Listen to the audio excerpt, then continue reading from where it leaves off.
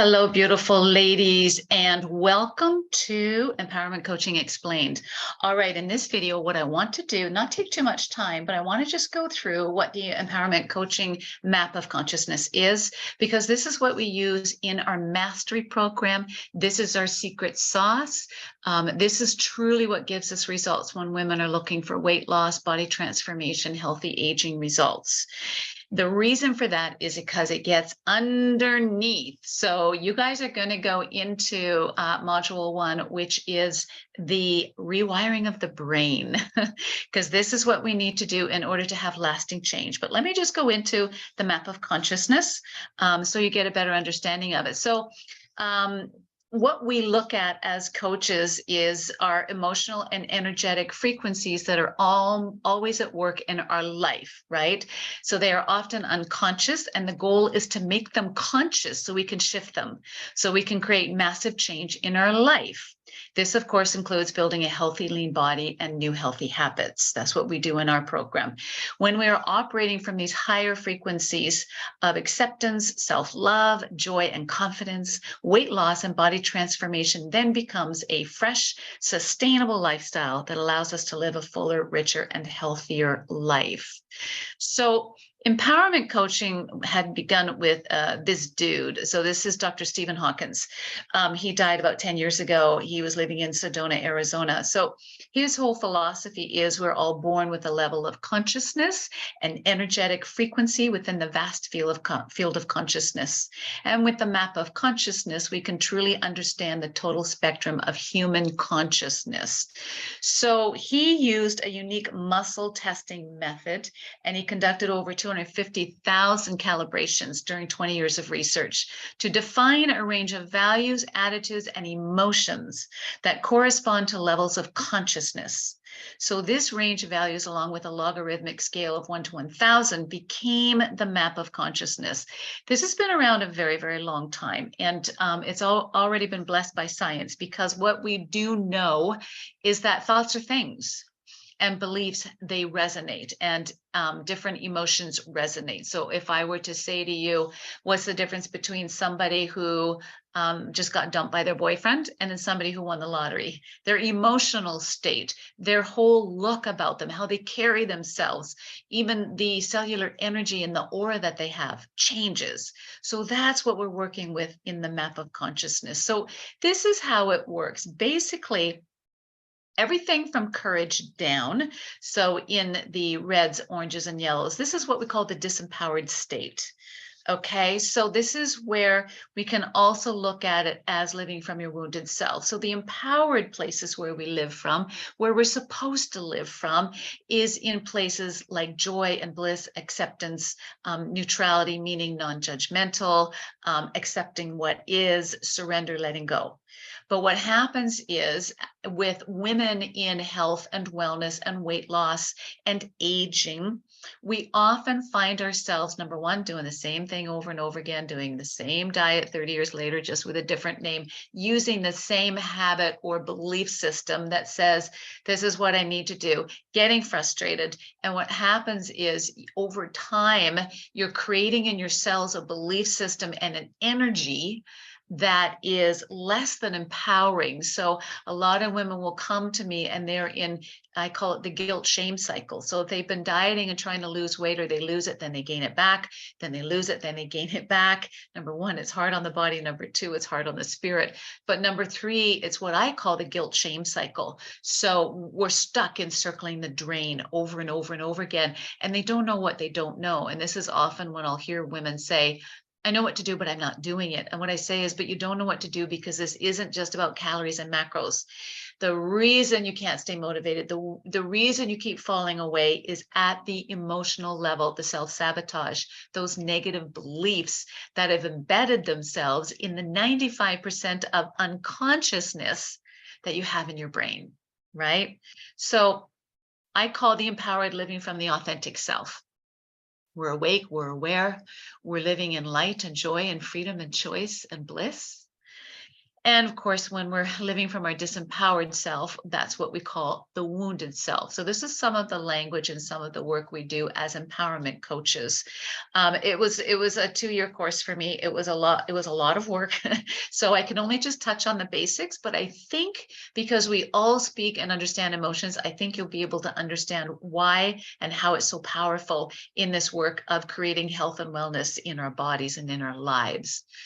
So I liken it to a light bulb. So when we come into this world, we are resonating at 1,000 watts. So think about like a dimmer bulb in your living room or whatever.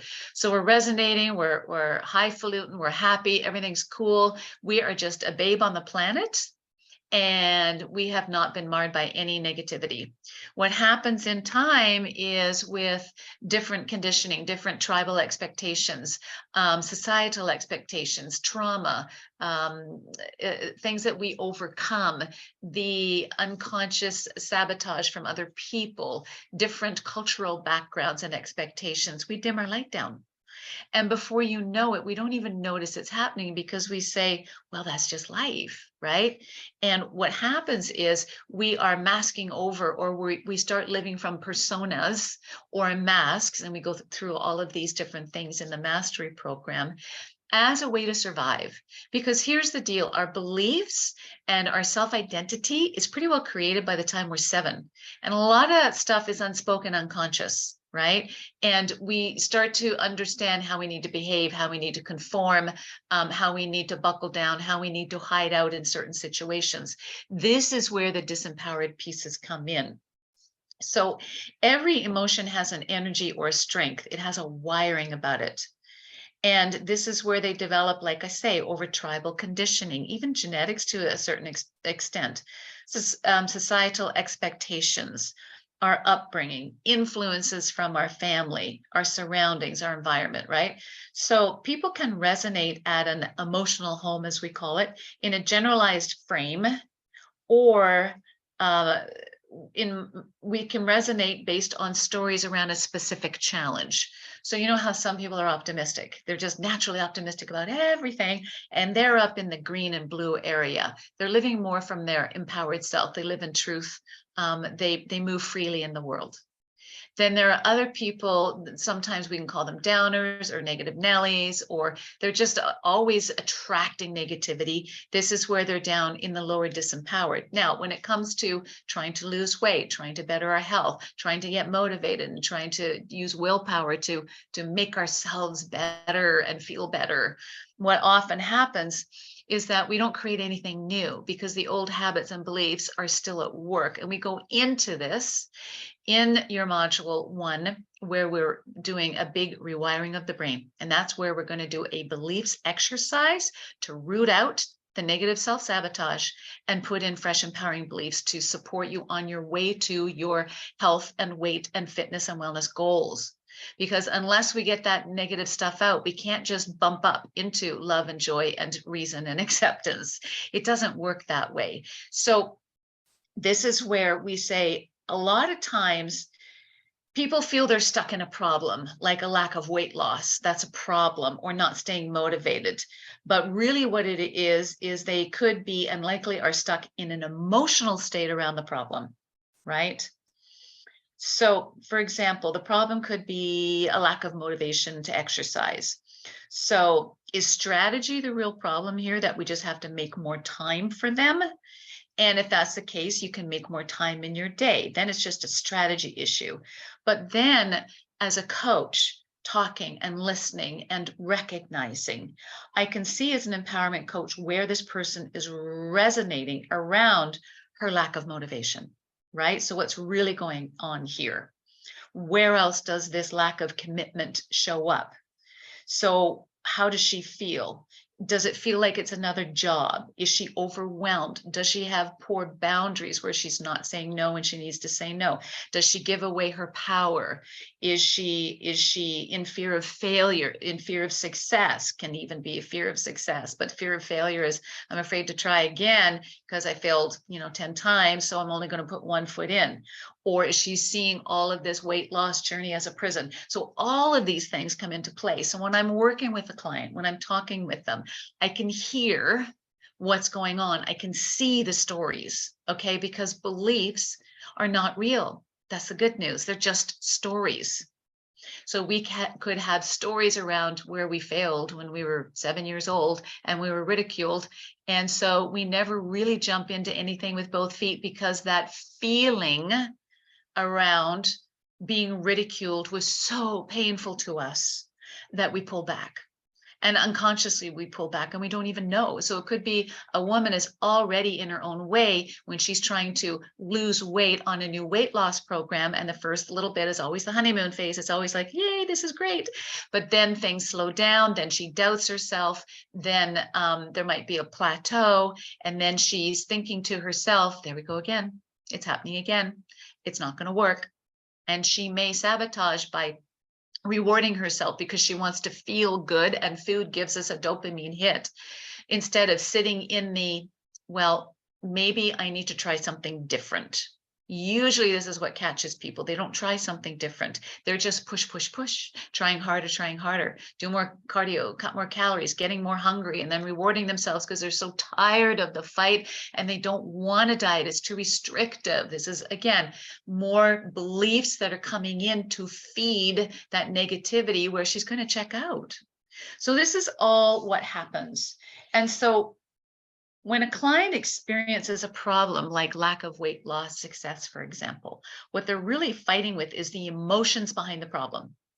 So this is where I can connect them to the emotions in a way that doesn't scare her through different things to allow her to move the clouds aside and see things for what it is and not have to be down that rabbit hole. So we need to bring that story and its belief to the surface.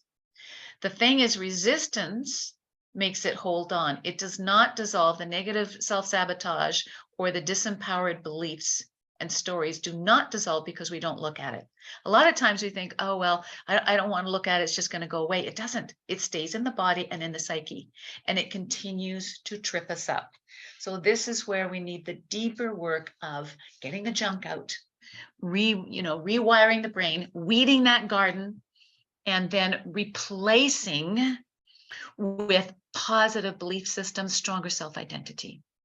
Then, no matter what you put in there, it's no longer a problem. It's momentum because you're living and thinking and believing and seeing from a higher place. Does that make sense? So let's go into some of these. I just want to touch on these. So we're going to start with the lowest on the totem, on the map of consciousness, is shame, okay? So shame is the lowest and darkest energy. Not many people live in shame. So don't worry that you're living in these areas. Sometimes we can be resonating in our business or a marriage up in lightness and joy, but around maybe body or around other areas, we might be in shame. We all have shame stories. When we're living from shame, it's very dangerous. This is where some people do move into addiction, even suicide. So none of you guys in this program are living from a place of shame, but we all have shame stories. We all have stories around when we tried to lose weight and we didn't, or maybe we hurt our health, or we did stupid drugs or whatever, and it can land us in shame. It's okay. It's okay. We recognize it. But what we do is we reframe it, because what shame says is, who I am is not okay. I am flawed. I feel like an outsider. So it's really dark, but it's not about us being unfixable. And that's the first thing that we support women in understanding as empowerment coaches. There's nothing wrong with you. You're not broken. You are not flawed. So this is where we have to bring the shame stories up into the light of day. When it's up into the light of day, shame cannot stay. So this is where women will be in shame around the body, or they're despising it, or they hide it even, right? And this is where addicts will suffer with who suffered intense abuse, might be in shame around their addiction, for example. But shame usually can be moved through faster once they speak the unspeakable, that they think that they're just not worthy, or it's not, they don't deserve it. But as soon as they speak it out, it's gone. And that's the beauty of it, right? So guilt is, of course, a lot of women go through guilt as mothers. There's justified and unjustified. Of course, justified is when we've done something wrong and we go and apologize, but unjustified is not okay. So it's a social emotion. We call it, it's a moral compass. So this is where we often hear the language, well, I should have, or I could have been, or I should have done this. And it's like we're hitting ourselves with a big stick. We're punishing ourselves, right? So this is where women often reject their own needs and they put everybody else first. This is the people pleaser. This is the good wife, right? So what we need to do at this place is help them to vent their even point fingers at their frustrations, right? Because it's really important that they understand that when a diet fails, or it's not them, it is just a strategy that hasn't worked, right? So a lot of women too feel guilty about paying for a program or such as this. They feel guilty because they are fearful that people will think, well, you know, what about your kids? What about your husband? And there's this sense of, I shouldn't spend money on myself, or everybody else comes first. So the guilt thing can be around trying to better the body, and we can't. What's wrong with this? I should be able to do this. We hear this a lot. I should be able to manage this. I know enough. I can do Google searches. I can, you know, make my food. But again, it's not about the strategy. It's about the mindset underneath, right? Apathy is an interesting one. Apathy is above, of course, guilt. So first, the lowest is shame, then we move up to guilt, then we move up to apathy. Apathy is basically where women don't want to feel. There's so much going on and they take on too much. It's really a poor coping strategy. So really, it's about them taking responsibility back instead of blaming the world, blaming their busy life, blaming their work, blaming their genetics, whatever it happens to be. The thing in apathy is women are afraid to feel. So we need to get them feeling again. And they have a long list of obstacles that are in their way. They can't lose weight or can't get to the gym because of this and this and this and this and this. And so there might be a strategy piece in there where we simply have to help with timing or managing the 24 hours in the day, but rarely is that usually the case. It really is about making excuses to not have to move in for real change. But the real change and accepting responsibility for that is where they need to go, right? So apathy kind of, where guilt says it's my fault, apathy is kind of saying, well, it's not my fault. So if they have a lousy job, rather than change it, they continue to blame their employer or they're a victim, right? So this is where they're emotionally numb. They block the pain, but you can't just block one thing. Everything gets blocked. So they're kind of in a low grade emotional checkout where they've flatlined pretty well. So the best thing is to just start calling out, you know, what is really going on, get frustrated with self, and then be at a place of choice and be able to say, you know what, I need to do better. I need to take responsibility for this, and let's get moving. Grief is a big one. So grief is about a transition. So there's 3 levels to grief. So this is where, for some women, they have to grieve how many years they spent in a lousy marriage, or how many years they've lived in a body where they haven't tended to it in a healthy way, or where they've been carrying a lot of weight for years. And they know that they're down a path towards, you know, disease and dangerous living, but they haven't made a move. So the grief really is about grieving and letting go. You have to let go of the past. You need to say, the past is the past. I've failed so many times. I haven't taken care of self. I've taken the wrong path, whatever it happens to be, whether it's in weight loss or body or career or marriage or whatever. And then the transition zone is where you're in this no man's land, we call it, this neutral zone, where it's like, who am I? Where am I going now that I have grieved all the stuff I should have, all the should have beens and could have beens? I didn't get there that way. And a lot of women have to grieve, and I went through this, grieving a younger body. Right. So I was in competition and I was doing well. And then when that ended, I was in my 50s and my body was changing. I needed to grieve the youthfulness that I wasn't going to be able to hang on to. None of us can. And sometimes women don't get over this. And other times women just continue to really despise aging. right? But the transition zone is, okay, now that I've grieved that and I accept that that is gone, where am I now? And you might not know, but then we move into a fresh beginning. So for me, I had to move into a fresh beginning of understanding this is what aging looks like. I can't train the way I used to. My skin sags, I have cellulite, like all of these things, all of these changes in our world. Of course, it's body and health, but in another world it might be a new beginning. Might mean some women grieve, getting out of work, and then they're in retirement. This they don't really know what they're doing. What's my purpose? What am I doing? What do I do for the next 30 years? And then the new beginning is they start to be able to envision what they want. But we have to fully let go and grieve what wasn't, what could have been, and what we didn't get. Really important in grief.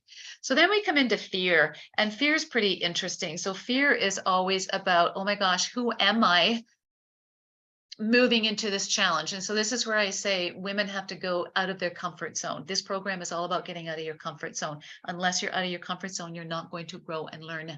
Like, you're not. And so our psyches would rather stay in the comfort zone, don't you know? It doesn't like change. But the fear piece, I always say FEAR, face everything and rise. So when you move through fear, there's freedom on the other side. So where you don't want to go, the resistance is exactly where you need to go. And so it's really important that we understand in building a healthy body and healthy habits that fear piece is going to come up. It's going to be maybe a fear of failure.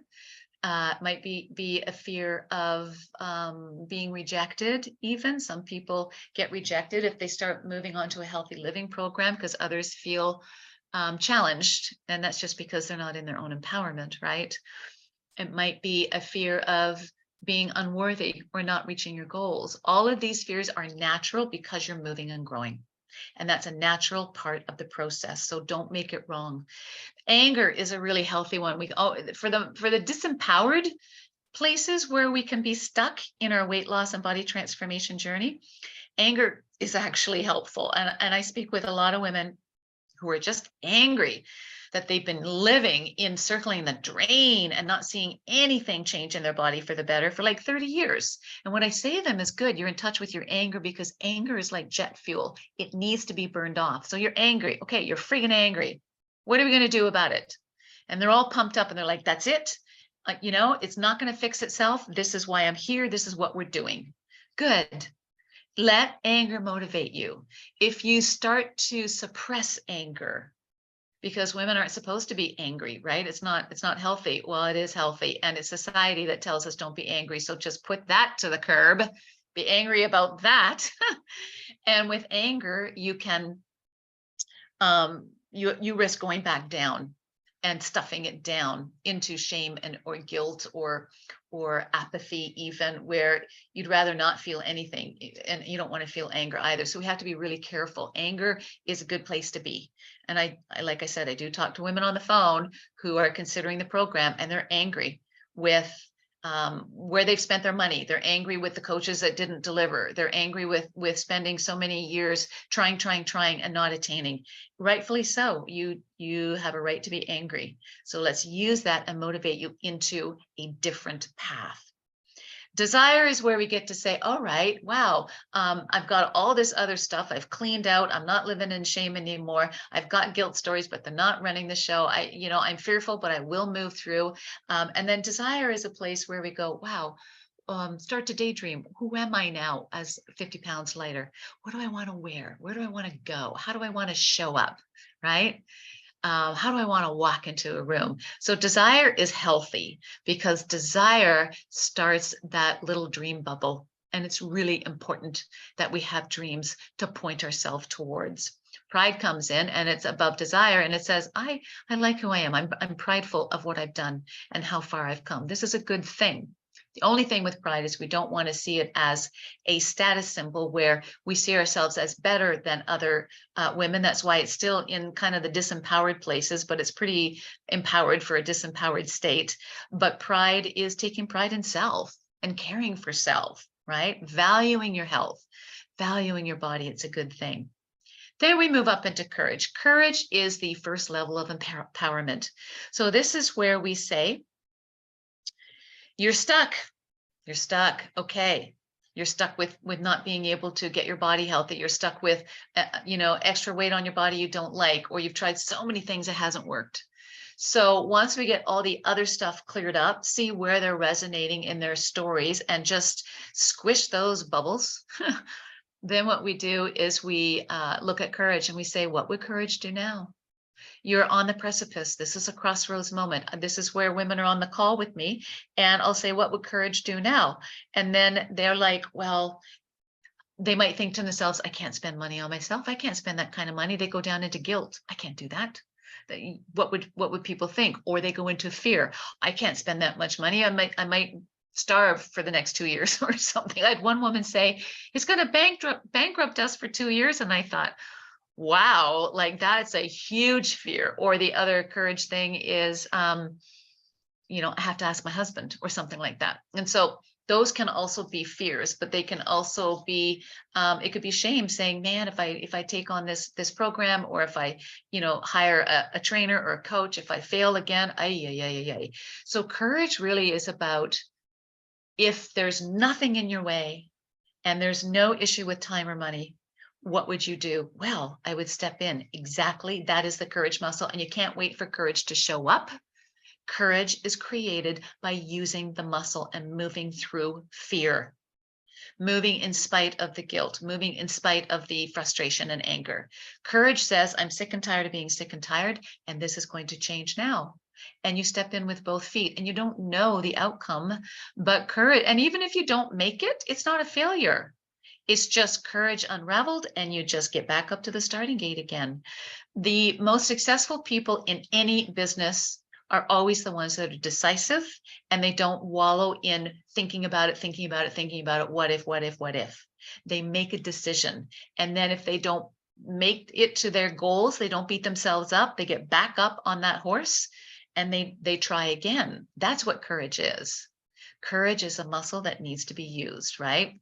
So this is where it's at the first level of empowerment, because it's so powerful to allow women to understand, if I'm in my courage, I'm in my truth, and all this good stuff is waiting ahead of me. Willingness, acceptance, reason, joy, love, bliss, ease, freedom, flow, right? And all the lower places where women have been living around their body, their weight, their lack of results in health and healing and weight loss, is just a place where they're stuck in old stories and self-sabotaging beliefs. So from courage and above, we are creating fresh, empowering beliefs to move us forward, to sustain and support our goals and our results from this day forward. No slipping back. And if we do slip back, we recognize, I'm down in fear again. I'm in fear that this might fail. What am I going to do? I'm going to pop up to courage and say, I'm going to step in. I'm going to, the weekend is here. I'm not going to fall away on my eating plan. I'm getting back at it. So these are all of the emotional frequencies in the map of consciousness, which I use in this program to be able to assess where you're at risk, and where you're coming from, and where we can get to is always, always in the light of day. It's always in joy and bliss and freedom. And we go into this in the next module when we go into rewiring the brain. A really big module, very important module, probably the most important module, module 1, where we're detoxing the self-sabotage negative beliefs that are unconscious. So it's actually about making them conscious, which is really cool because you can't change what you can't see. And that's what's running the show in such an emotion-filled world as body transformation, body health, healthy aging, how we look, how we move through this world. So please remember, every day is a new beginning. Take a deep breath and start again. This program is your fresh start. It is not unlike any program you have ever been through.